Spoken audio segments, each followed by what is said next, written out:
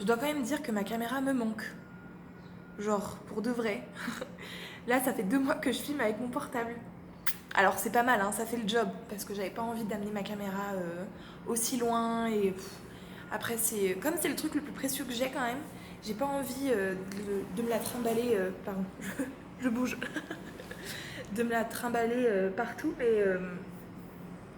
mais ouais, bref.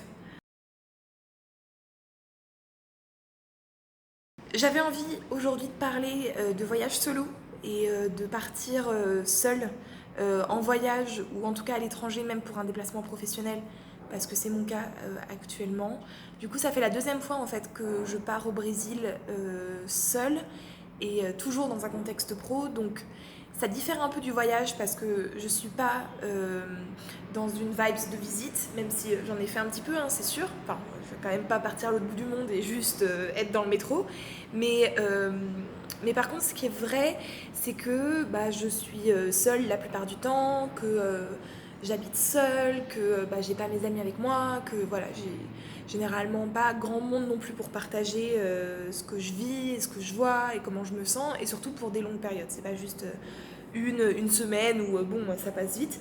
Là, honnêtement, 2 mois, c'est vrai que c'était un peu long, quoi. Et en fait, quand je vous ai parlé de ça sur Insta, les interrogations, en fait, les sujets qui semblent en tout cas vous intéresser, c'était vraiment sur ce sentiment de solitude et en gros les points positifs, les points négatifs et comment est-ce qu'on fait en fait pour être seul, voilà, concrètement. Et c'est même pas, je pense que pour le coup, c'est même pas juste une question de voyage, c'est aussi juste une question de, mais en fait on fait comment pour être seul dans sa vie, quoi. Et voilà, je me suis dit que ça serait peut-être intéressant de donner un peu mon expérience et mon point de vue par rapport à ça, de façon absolument pas négative ou quoi, juste très factuelle et vraiment sur comment moi je me sens en fait seule et comment je le vis. Honnêtement, je dois dire que je le vis plutôt bien. Et je l'ai même mieux vécu cette année que l'année dernière. Alors que si vous avez, je crois que j'en ai pas parlé sur YouTube. Non, j'en ai pas parlé sur YouTube. Mais en fait, il se trouve que l'année dernière, c'était mon premier voyage au Brésil et c'était mon premier voyage hors Europe. Du coup, j'étais un peu dans l'excitation de découvrir d'autres choses, de partir loin, etc. Et donc, j'étais partante quoi, pour partir. Voilà. Et il se trouve que cette année, en tout cas quelques semaines avant mon départ, j'ai commencé en fait à pas vouloir partir, à me dire oh là là la flemme, vraiment pas envie quoi. Et quand je suis arrivée au Brésil, du coup c'était mi-juillet, euh, voilà, je me suis mise à compter les jours pour quand est-ce que je rentre à la maison quoi. Voilà. Donc j'ai un peu plus subi mon séjour cette année d'un point de vue émotionnel. D'un point de vue émotionnel, j'avais pas envie de partir, j'avais pas envie d'être loin de chez moi. Euh, Après, je pense que je la différencie quand même de la peur de la solitude. C'était pas le fait d'être seule, je crois, le problème. C'était vraiment juste le problème de m'enlever de chez moi et de me mettre ailleurs où je dois du coup retrouver des habitudes, comment faire, etc., etc. Et du coup, j'ai plus subi, entre guillemets, cette année, ça, que l'année dernière. Cela dit, j'ai beaucoup moins souffert de la solitude. Et j'ai pas, quand je dis que j'ai subi mon voyage, on a l'impression que genre j'ai pleuré tous les soirs et tout, alors que pas du tout. Ça a été très apaisé, ça a été juste très rationnel, c'est-à-dire bah non, j'ai pas très envie d'être là, mais je suis là quand même. Et voilà. Après, il faut savoir que comme c'est quand même dans un contexte pro, je sais pourquoi je pars ici, je sais quels sont mes objectifs, je sais ce que j'ai à remplir et je sais ce que j'ai à faire. Et et en fait, il s'est trouvé que, effectivement, comme je le savais avant de partir, hein, mais le voyage allait être très positif d'un point de vue professionnel, d'un point de vue, effectivement, d'un point de vue, genre, juste sur ma thèse, j'ai énormément avancé. Je pense que j'ai rarement été autant productive sur du long terme. D'un point de vue extra-professionnel, donc qu'est-ce que je dis comme extra-professionnel? C'est tout ce qui est YouTube, réseaux sociaux, tout ça. J'ai été aussi extrêmement productive, j'ai publié 2 vidéos par semaine et aussi surtout j'ai senti que l'audience, vous, même si on était en été, et en été il y a un creux au niveau de l'engagement et des vues, l'audience était quand même là et voilà, et en fait maintenant je me rends compte que j'ai une, un engagement en fait de base qui est très visible et qui est proactif quoi. Voilà. Donc ça, je le traduis pour la simple pour la simple et bonne raison pardon que j'ai beaucoup plus produit et du contenu je pense de quand même de meilleure qualité que ce que j'ai pu faire les mois d'avant. Quand je dis meilleure qualité, alors je sais pas au niveau de la qualité etc. Je sais pas. Mes vidéos sont pas non plus d'un point de vue cinéaste, elles sont pas toujours d'une très bonne qualité. Mais en tout cas, au niveau du contenu, je pense que j'allais un peu plus profondément et je parlais de choses un peu plus. Vous voyez, genre. Juste ça. donc voilà. Et ça, c'est uniquement dû au fait que je sois seule pendant une longue période. Et c'est quelque chose que j'ai déjà observé à plusieurs reprises depuis que j'ai une chaîne YouTube. Les périodes où je vais être seule et je vais pouvoir me recentrer sur moi et ne penser entre guillemets qu'à ça et voilà, c'est les périodes où je suis la plus productive et la plus efficace sur YouTube. Voilà. Donc, pourquoi je parle de ça? Je parle de ça pour dire que, en fait, j'aime beaucoup être seule et je sais à quel point en fait c'est positif pour moi de l'être sur quand même des longues périodes. C'est-à-dire c'est pas juste un jour, il faut au moins compter 1 à 2 semaines. Voilà. C'est généralement quelque chose qui me ressource en fait sur du long terme et ce même si en soi j'ai pas envie de l'expérience. Donc ça c'est pour donner un peu le contexte et de comment en fait est-ce que je vis une expérience seule, longue en tout cas. Et ça fait partie des points, vraiment les points positifs en fait de ça, c'est que je sais que c'est la meilleure façon pour moi en fait de me recentrer et du coup de créer plus facilement des choses plus pertinentes, des choses qui me plaisent plus, qui me correspondent plus, qui me font un peu plus avancer que ce que je peux faire quand je suis en rush ou même en burn-out. Voilà. Maintenant, d'un point de vue de la solitude dans le point négatif, parce qu'il y a quand même un point négatif quand même à la solitude, c'est la solitude. Non, ça n'a aucun sens ce que je viens de dire, mais en fait si, ça a un peu de sens quand même. C'est que autant je vais puiser en fait mon inspiration, ma ressource dans les moments effectivement que je passe avec moi, mais autant sur des longues distances comme ça, il y a des moments où je me suffis plus. Et du coup, j'ai envie d'aller rencontrer d'autres personnes, de partager avec d'autres personnes ou de vivre des choses avec d'autres personnes. On m'a par exemple parlé des activités que je pouvais faire. Alors, il se trouve que je pense ce qui est important avec les activités, c'est bien différencier les activités qu'on ne veut pas faire seul parce qu'on a une certaine pression sur le fait de, ou une certaine idée qu'on se fait d'une personne qui fait ses actions seule, et les actions qu'on veut faire seul ou qu'on veut partager parce que voilà, il y a des trucs qu'on veut faire avec nous-mêmes et d'autres qu'on veut partager. Je vais donner un exemple, je pense que ça sera quand même plus concret.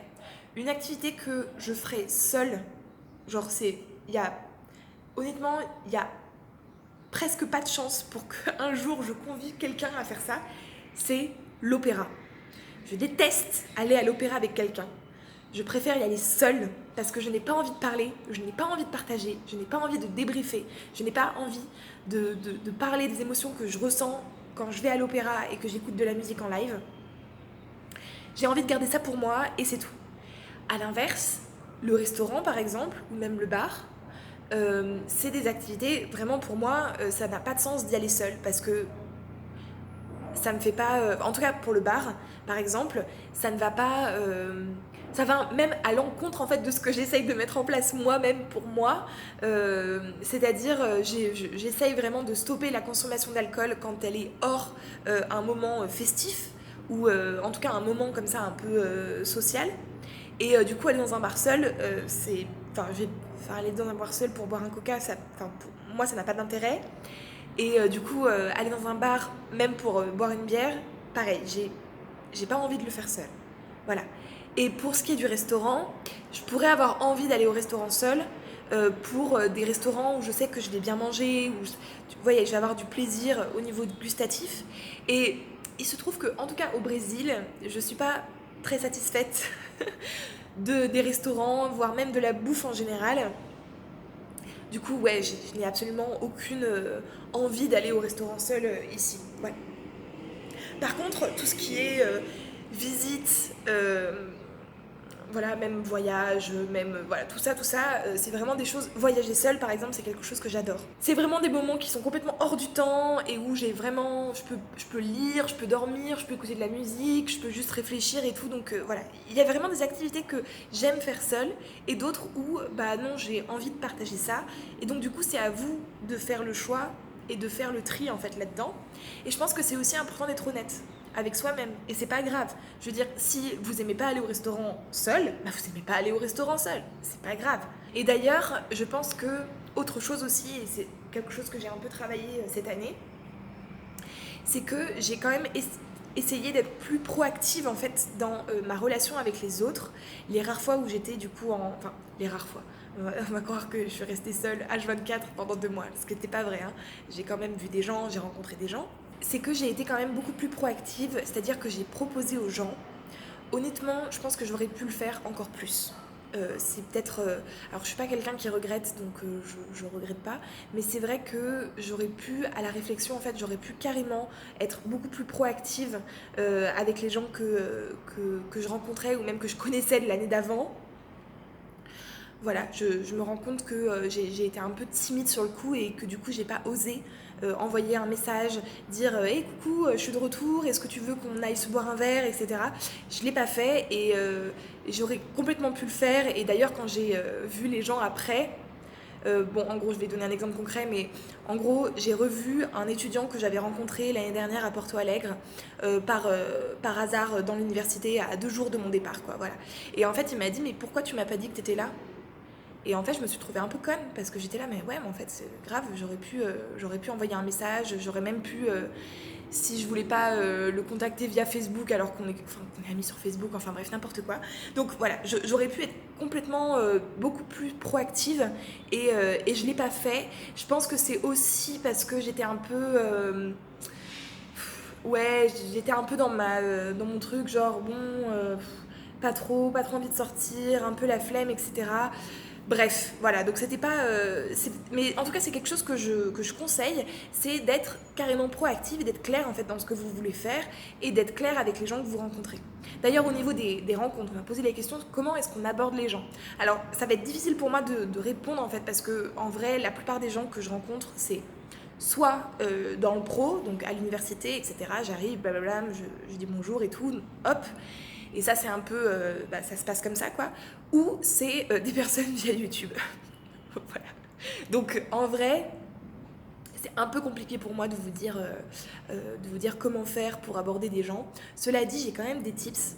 Déjà, Internet. Voilà. Internet, vraiment, c'est, je pense, le plus gros site de rencontre. Bon, c'est pas très juste de dire ça comme ça, mais il y a plein de plateformes qui vous permettent de rencontrer des gens.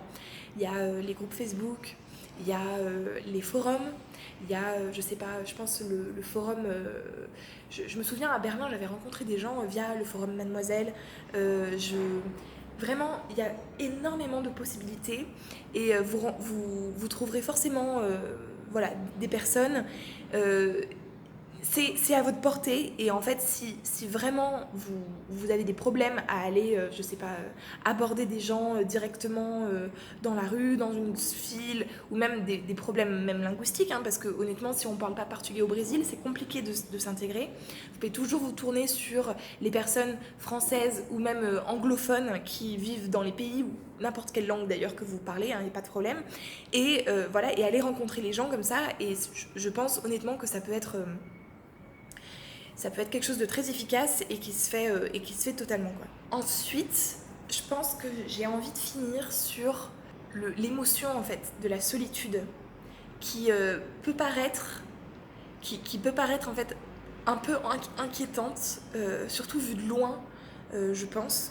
J'ai l'exemple parfait de ça et de moi.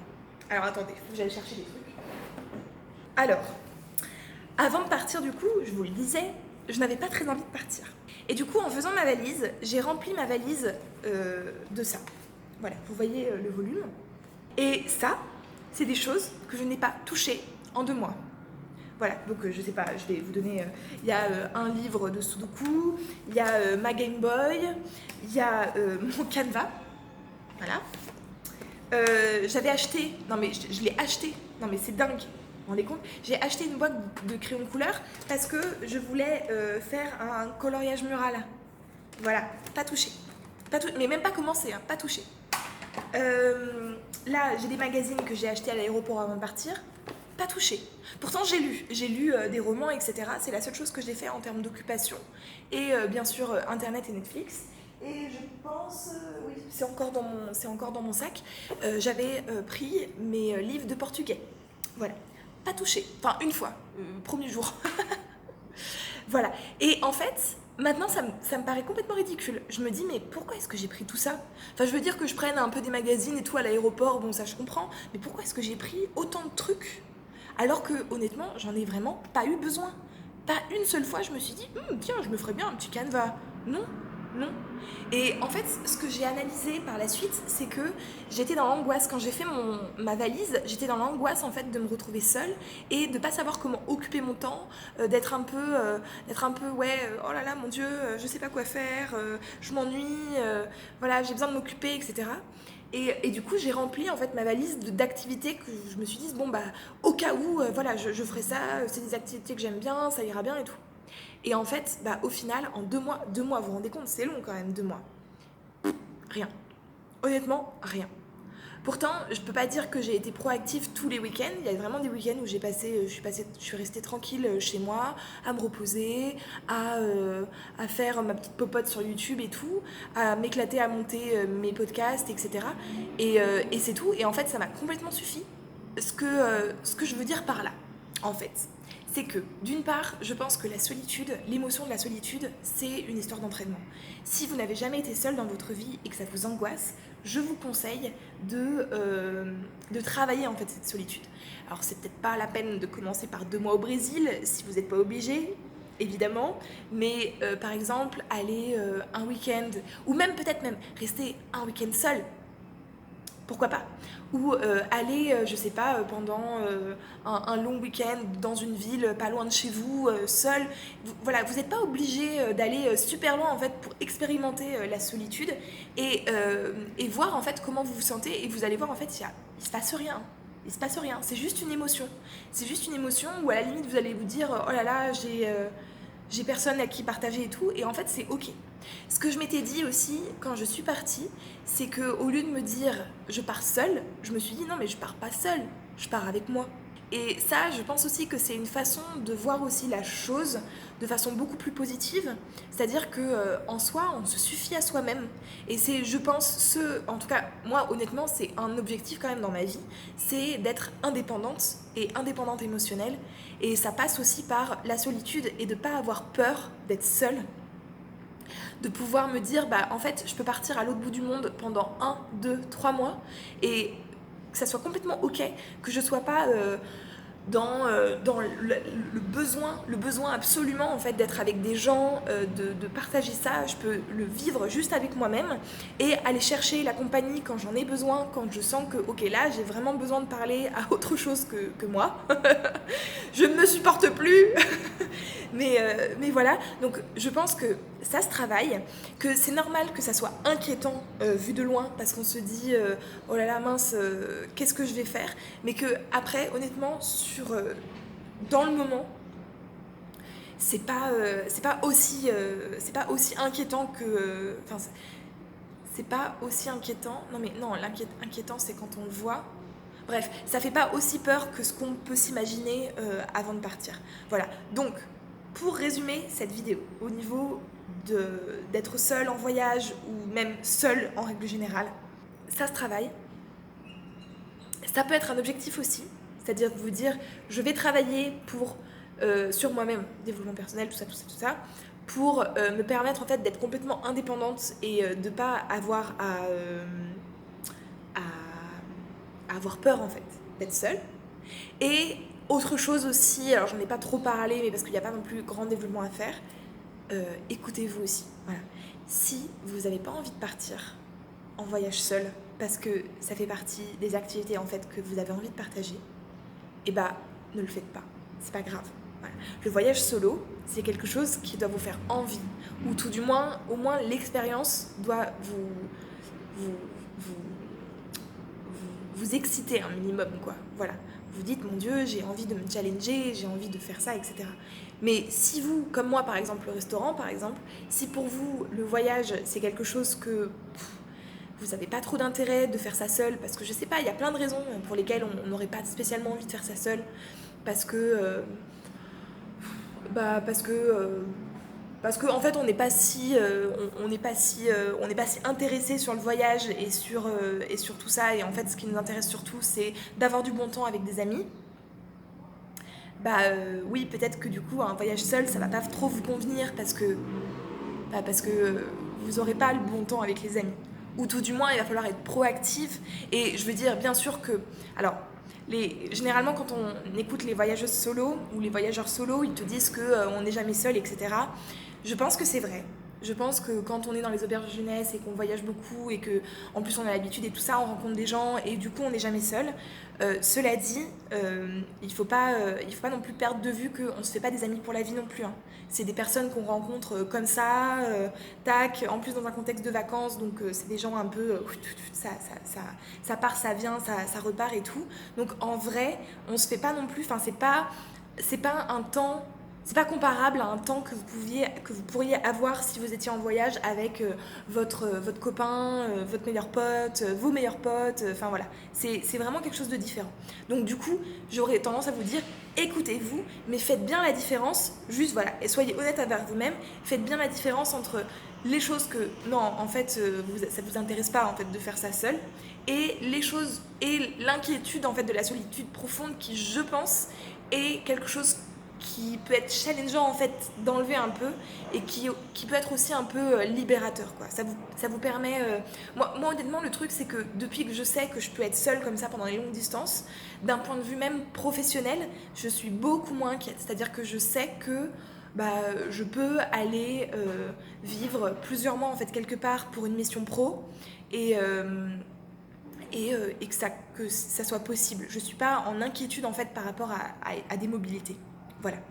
Bref, je vais m'arrêter là parce que j'ai quand même parlé longtemps. J'espère que ça aura été intéressant. J'ai vraiment parlé comme ça, spontanément. Et voyez, je suis en pyjama, tranquille, c'est avant de partir au taf. Mais voilà, je tenais à le dire, je trouvais ça intéressant. Voilà, je vous dis à très vite pour la prochaine vidéo. Ciao!